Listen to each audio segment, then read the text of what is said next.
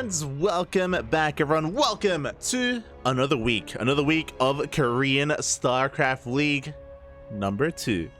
Hope everyone has been having a good day, because that day is about to get better with some wonderful Korean Starcraft. I'm of course your host, ZvP, and later on in the evening I will be joined by Asherbro. Asherbro will be joining me in a couple of hours. At the moment, of course, it is still the early hours of the day in a way. It's still around 2 p.m. here, and he is busy at work. But when he does return, and after he gets a little bit of food, after he recovers a little bit, he will be joining me for hopefully the semi-finals onwards. That's kind of the plan. That's the overall goal here for KSL.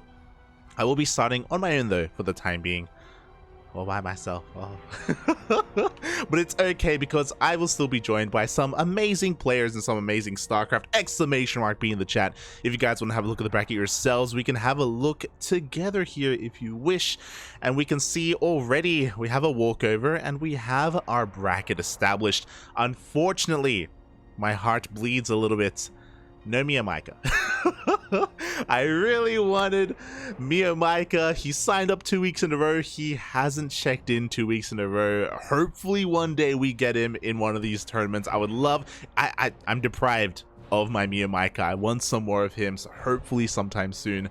But we have a pretty nice, well-rounded kind of distribution of players and of races. We have the returning, of course, finalists in Maru. There's Time as well, you know, the Katowice finalists, if you will. We have Classic, we have Byun, we have Kior, many players. Ryung, Chance, Special, Keen. Oh, yo, Keen is exciting to me.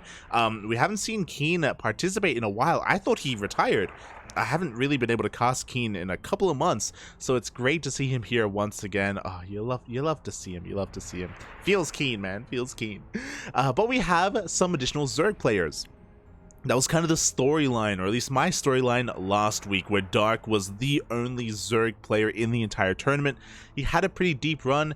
For those who were not here last week, Dark made it all the way to the semi-finals, where he met his end at the hands of Maru, who went on to win the entire thing. But Dark was literally the only Zerg pro gamer in the tournament last week. This week, we have Dark returning, but we also have Solar, we also have Dongray Gu, and we have Scarlet as well. So we have a much kind of, again, a better distribution overall when it comes to race participation and race representation. So feels good, man. Feels good. Is it going to be able to stop the TVT finals? Probably not. Kappa, Bobby Kappa. But we are here to kick things off with a banger of a first round match, and spawning in the top right hand corner of Altitude, we have the South Korean Zerg player representing his quote-unquote brand new team, CranKy Gaming. It is Dark. And spawning in the bottom left-hand corner of Altitude, we have its opponent representing Club NV, the South Korean Protoss. It is NightMare.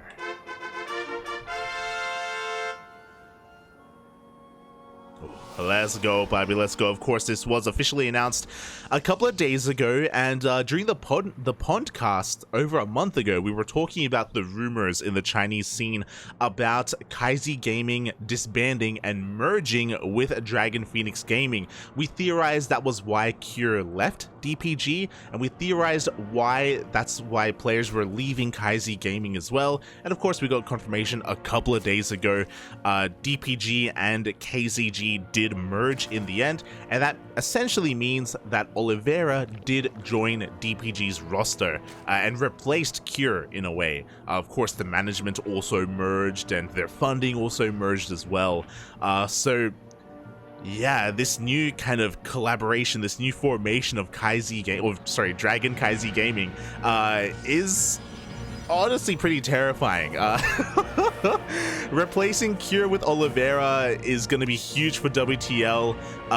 Technically, DPG won't be 4-time champions or 5-time champions because they no longer exist. So regardless, they're going to be a massive heavy hitter coming into World Team League. It is going to be insane. And speaking of insane, of course, Dark is their representative here, and oh boy, we're here in our ZvP. Game number 1 is here on Altitude, so pretty much the largest map in the map pool. We have a lot of room, we got a lot of freedom. What I will say, we have seen a lot of Sky Toss against Zerg on this map, so part of me is a little bit concerned, but the other part of me is like, Light, it's okay.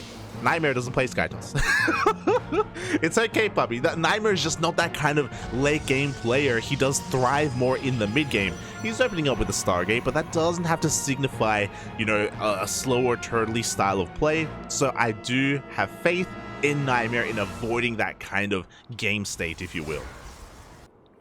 Again, he's a much more aggressive kind of player. Meanwhile, across the map, we see NightMare just being a little bit annoying. He forces 2 Lings out of Dark, is going to force, you know, the third base to be taken at a reasonable time here from Dark. Nothing too fancy. Hatch gas pool, we're just droning. Everything is looking quite normal from the side of our Zerg player, and likewise from the side of Protoss. Again, because this map is so large, it's really difficult to be aggressive here as the Zerg, which is why I'm a little bit surprised that this made it through the veto process. It's a best of 3, not a best of 5, so they did have plenty of vetoes available, and Dark is known for his roach pushes, he's known for his Nidus plays, he's known to just be in his opponent's face as often as possible, so I'm really curious to see how he approaches altitude of all maps. Meanwhile, NightMare is doing what he does best. He's going Void Ray first, which is offbeat. It is a little bit out of meta, and the goal here is to try and hide his tech. We have a couple of Overlords spread out around the map. Dark did dip in, and he saw the Void Ray first, so he knows he's doing his best to try and save his Overlords. Unfortunately, he's going to be blind. He's going to be in the dark as to what NightMare is doing behind this. It is only a single Void Ray straight into a Twilight Council, into a Robo, into gateways. Oh boy. That's a lot of gates. 3 gates are thrown down alongside the one that we already have, so 4 gates in total. NightMare also pulled completely out of gas. He is going all in with charge. Oh boy, and you thought 4 gates was a lot. He throws down 2 more. 6, 7. Give me an 8. Give me a 9. We'll see how many gates he ends on. So he's going to be going all in on 2 bases. This is very brave, because we're on altitude. It takes a long time to rush across the map and to really pull this off. There's a lot of time for Dark to maybe try and scout this, but again, because of the Void Ray, NightMare is doing the best job as possible to keep this in. I love this. He's even going for a fake third, and I'm calling this as a fake third. Like, there's no way he intends to saturate this space. His natural isn't even fully saturated. Well, he hasn't taken his gases, I should say. So he's just posturing here, trying to fake out his opponent. Meanwhile, Dark hasn't really been able to see too much at all. He hasn't been able to confirm the gases. He does, well, he is working on a Baneling Nest and Lings, so he does have a little bit of safety here to work with. Very wise choice here to work on this Baneling Nest. It should finish up in time, but how many Banelings is Dark going to have to deal with this all in? As again, the third base is not thrown down. This is a massive scout from Dark. Dark did just confirm. He sees his ults as they come out. He saw the lack of third base. He knows 100% that it's an all-in. He's throwing down some spine crawlers. 1 spine crawler at the third. I almost want him to evacuate the third, to be honest. I don't know if it's the wisest choice to try to defend this location. The spines are on the way. The Banelings are about to finish. Here we go, the Zealots roll on in. The Banelings are trying to find their connections. The connections are half decent, but the splits are pretty good as well. The Queens all come to the front lines. The Void Ray can't get close to the Queens whatsoever. And the Zealots are running out. We have another warp in behind this, but it feels like NightMare is running out of steam. Oh my god, the spine crawlers finished. We didn't even need the spine crawlers. What? The Void Ray gets targeted down. Banelings are still being morphed in, and NightMare, he's trying to snowball right now. He does cancel both Banelings. We have another warp in behind this of Zealots. But with the spine crawlers finishing, bearing in mind they haven't even taken part in the fight at all. You know, the third base is completely left alone. We have a 4th behind this as well. NightMare is trying to find a better angle, trying to fight away from these spine crawlers. But the Queens, they keep up with the rotations. The Banelings are done as well. The Zealots, they go down without even the Baneling support. NightMare, there is no transition. He has to keep going. He has to keep warping in. There is no other way. But Dark cutting workers here at 49, at 48, I think it was. Morphing in those Banelings, having the safety Baneling Nest, and hitting with +1 melee as well. It was all perfectly timed. GG gets called. Dark takes game number 1. Wow. Oh my god. GG, well played. NightMare did a good job at hiding his build, but Dark, being aware of who he's up against, you know, he went for a safety baneliness. He was going for +1 melee, which was designed for a longer game, by the way. He was going for a 4th base, but he didn't over drone. You know, he stayed relatively safe with his overall drone count, was aware of the dangers of the Protoss, and that Ling Scout was the most important thing. As soon as the Lings caught wind of the Zealots and the lack of 3rd base, he threw down Spine Crawlers immediately. I thought it was greedy, and I still think that it's greedy for him to try to hold on to the 3rd, especially when he's got a 4th on the way. But Dark, mate, he's known for his greed. He's good enough with his greed as well. And yeah, GG. GG, well played. I think the other important thing to take note of is that because he saw the move out as it was leaving the natural, altitude comes into play. It's a long map, you know, it takes a long time to get across the map, and it gave Dark enough time to morph in those banelings, to set up those spine crawlers, to reposition his queens as well, and be ready for the all-in. Oh, GG. Well played, and here we go, we're getting into game number 2, and spawning in at the bottom right-hand corner of Neo Humanity, we have our South Korean Zerg player, currently up 1-0 in this series, representing his new team, CranKy Gaming. It is Dark. Oh. Huh. And spawning in the top left-hand corner of Neo Humanity, we have his opponents. We have the South Korean Protoss representing Club NV. It is NightMare.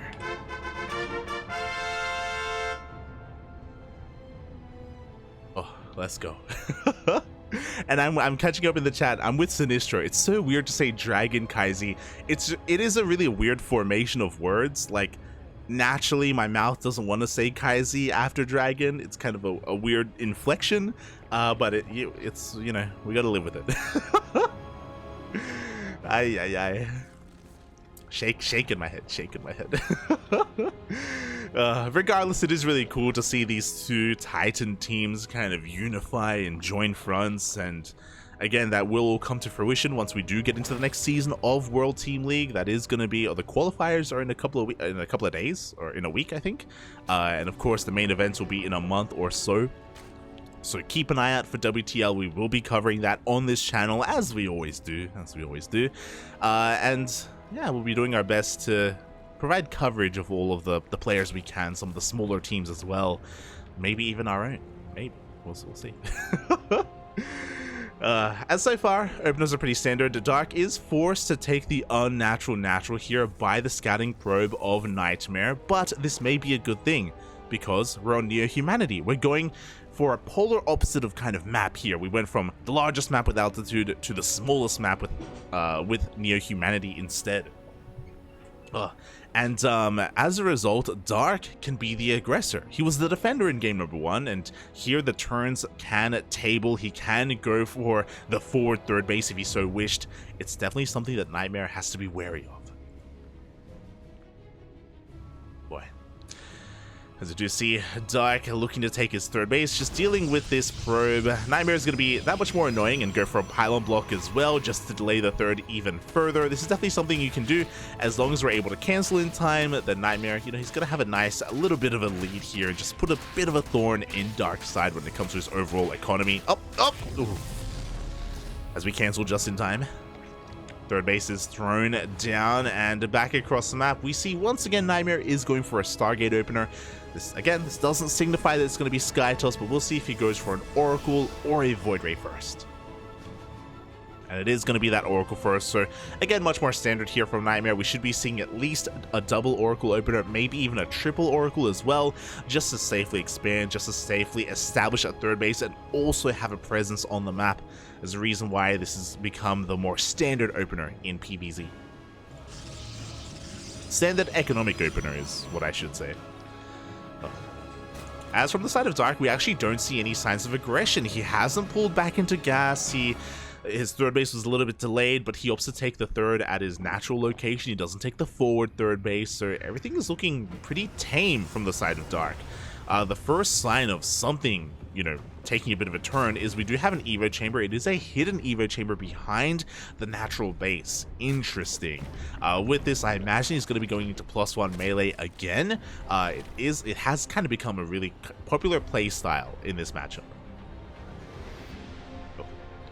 Meanwhile, across the map, interesting. So we go into a double Oracle opener. This means that we can't really be as aggressive with these Oracles, or it's kind of risky to do so, but we have a shield battery finishing up, so even if Lings try to go for a run by, this third base should be perfectly safe and sound here back at home for NightMare. We have the second Adept joining the fray as well. We do see Dark trying to test the walls, and it looks like he will be able to maybe even get a kill on this Stalker. There is no shield battery, and okay, Dark doesn't commit across the map. The double Oracle dives into the natural base, and 8 drones go down. Ay, ay, ay.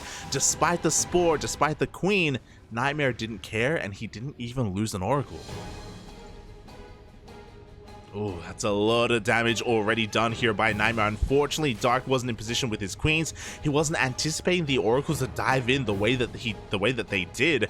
As a result, NightMare, he's gonna have a pretty nice lead overall. He's looking for some more damage heading towards the natural base of Dark, a base that doesn't have a Spore, bear that in mind, but all the queens are in position just in case NightMare were to dive in.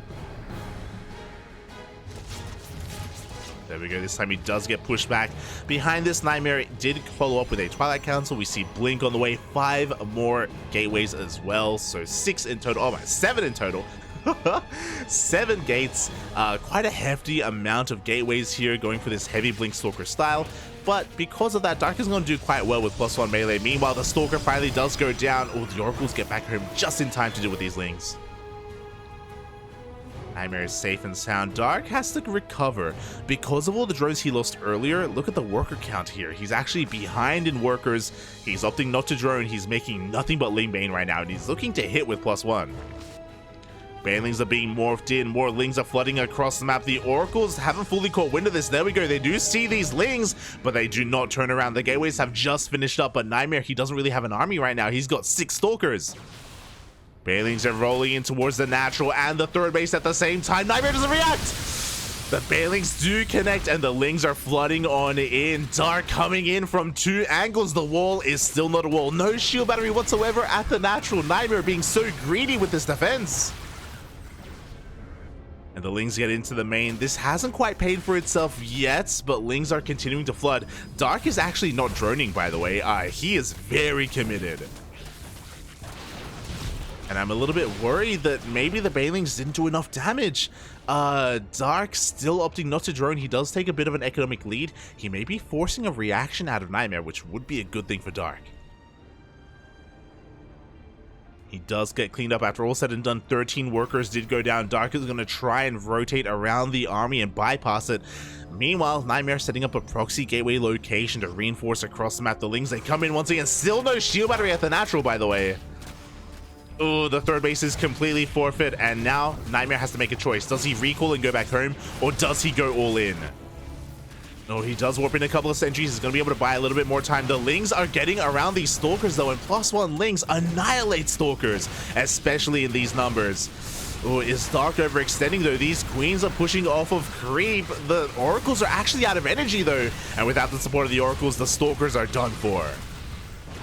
And it looks like Dark has been able to break through across the map as well. The Lings are eviscerating the natural. The third is forfeit, and the army gets cleaned up. Dark with the mass Link +1 style. It just works.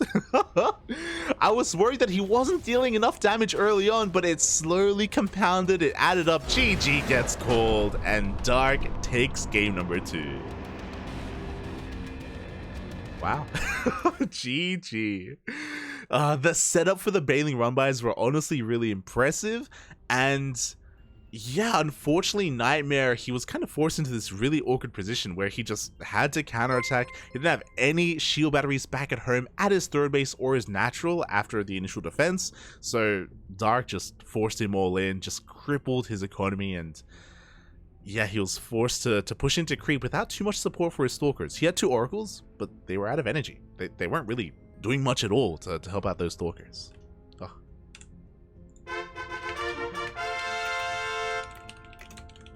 GG. Well played. Dark takes the series 2-0 in very different fashions. Again, game 1, he was the defender. He just had to survive against the all-in.